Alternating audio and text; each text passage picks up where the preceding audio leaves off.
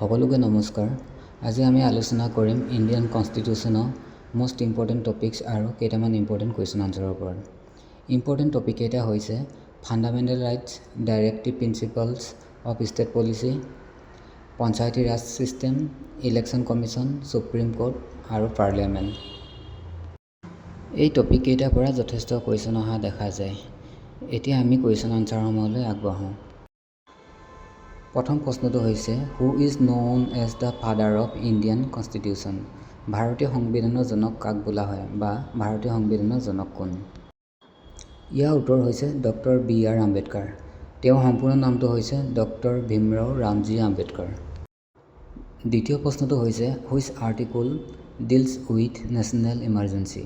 কোনটো অনুচ্ছেদে ৰাষ্ট্ৰীয় জৰুৰীকালীন অৱস্থাৰ সৈতে সম্পৰ্কিত বা জাতীয় জৰুৰী অৱস্থাৰ বিষয়ে কোনখন অনুচ্ছেদত উল্লেখ আছে?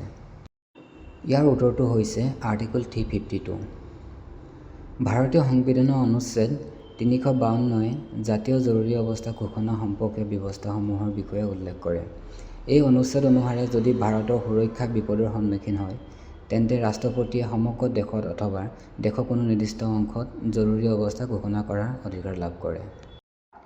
৩ নম্বৰ প্ৰশ্নটো হৈছে how many fundamental rights are guaranteed by the constitution? সংবিধানে কিমানটা মৌলিক অধিকাৰৰ নিশ্চয়তা দিছে? ইয়াৰ উত্তৰটো হৈছে 6টা। সেইকেইটা হৈছে right to equality article 14-18, right to freedom article 19-22, right against exploitation article 23-24, right to freedom of religion article 25-28, cultural and educational rights article 29-30, right to constitutional remedies article 32। 4 নম্বৰ প্ৰশ্নটো হৈছে which article gives the attorney general the right to speak in parliament?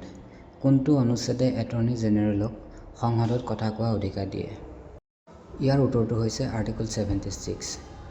ভাৰতীয় সংবিধানৰ অনুচ্ছেদ 76 অনুসাৰে ভাৰতৰ attorney জেনেৰেলৰ পদ স্থাপন কৰা হৈছে।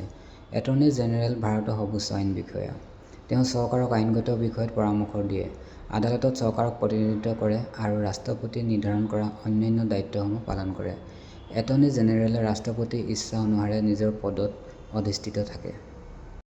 5 নম্বৰ প্ৰশ্নটো হৈছে under which article is Hindi in Devanagari script declared as India's official union language? ভাৰতৰ সংবিধানৰ কোনটো অনুচ্ছেদ দেৱনাগৰী লিপিত লিখিত হিন্দী ভাষাক ভাৰতৰ সংঘৰ চৰকাৰী ভাষা হিচাপে ঘোষণা কৰা হৈছে? ইয়াৰ উত্তৰটো হৈছে আৰ্টিকল 343। ভাৰতৰ সংবিধানৰ অনুচ্ছেদ 343 অনুসাৰে সংঘৰ চৰকাৰী ভাষা হিচাপে দেৱনাগৰী লিপিত লিখিত হিন্দী ভাষা ঘোষণা কৰা হৈছে। ইয়াত এইটো নিৰ্দিষ্ট কৰা হৈছে যে সংঘৰ চৰকাৰী কাম-কাজৰ বাবে ব্যৱহৃত সংখ্যাসমূহ ভাৰতীয় সংখ্যাৰ আন্তঃৰাষ্ট্ৰীয় ৰূপ অৰ্থাৎ আৰবী সংখ্যা হ'ব। এই অনুচ্ছেদটো প্ৰশাসনিক আৰু বিধায়িনী উদ্দেশ্যৰ বাবে সংঘৰ এটা মানক চৰকাৰী ভাষা নিশ্চিত কৰাৰ বিস্তৃত কাঠামোৰ অংশ আছিল। সেয়ে অনুচ্ছেদ 343টো সঠিক। 6 নম্বৰ প্ৰশ্নটো হৈছে who was the member of Rajya Sabha when first appointed as the prime minister of India? ভাৰতৰ প্ৰথমবাৰৰ বাবে প্ৰধানমন্ত্ৰী হিচাপে নিযুক্ত হোৱাৰ সময়ত কোনজন ৰাজ্যসভাৰ সদস্য আছিল? ইয়াৰ উত্তৰটো হৈছে ইন্দিৰা গান্ধী। ইন্দিৰা গান্ধী ভাৰতৰ প্ৰথম মহিলা প্ৰধানমন্ত্ৰী আছিল। 1966 চনত প্ৰধানমন্ত্ৰী হিচাপে নিযুক্ত হোৱাৰ সময়ত তেওঁ ৰাজ্যসভাৰ সদস্য আছিল। সেই সময়ত তেওঁ কংগ্ৰেছ দলৰ নেতা হিচাপে দেশৰ নেতৃত্ব গ্ৰহণ কৰিছিল। ভাৰতৰ ৰাজনীতিত তেওঁ শক্তিশালী আৰু প্ৰভাৱশালী নেত্ৰী হিচাপে কাম কৰিছিল। 7 নম্বৰ প্ৰশ্নটো হৈছে which article of the constitution of India is related to establishment and constitution of supreme court? ভাৰতৰ সংবিধানৰ কোনটো অনুচ্ছেদ উচ্চতম ন্যায়ালয় প্ৰতিষ্ঠা আৰু সংবিধানৰ সৈতে জড়িত? ইয়াৰ উত্তৰটো হ'ব আৰ্টিকল 124। ভাৰতৰ সংবিধানৰ অনুচ্ছেদ 124 অনুসাৰে ভাৰতৰ উচ্চতম ন্যায়ালয় প্ৰতিষ্ঠা কৰা হৈছে।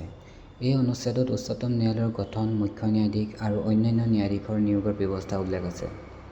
ইয়াত ন্যায়াধীশসকলৰ কাৰ্যকাল আৰু যোগ্যতাৰ বিষয়ে উল্লেখ কৰা হৈছে। উচ্চতম ন্যায়ালয় দেশৰ সৰ্বোচ্চ ন্যায়িক সংস্থা হিচাপে কাম কৰে। আজিৰ ভিডিঅ'টো ইমানতে সামৰিছোঁ। ইয়াৰ পিছৰ ভিডিঅ'সমূহত সকলো টপিকৰ ওপৰত সম্ভাৱনা থকা সকলোবোৰ প্ৰশ্নৰ উত্তৰ আপোনালোকলৈ আগবঢ়াবলৈ চেষ্টা কৰা হ'ব। ধন্যবাদ।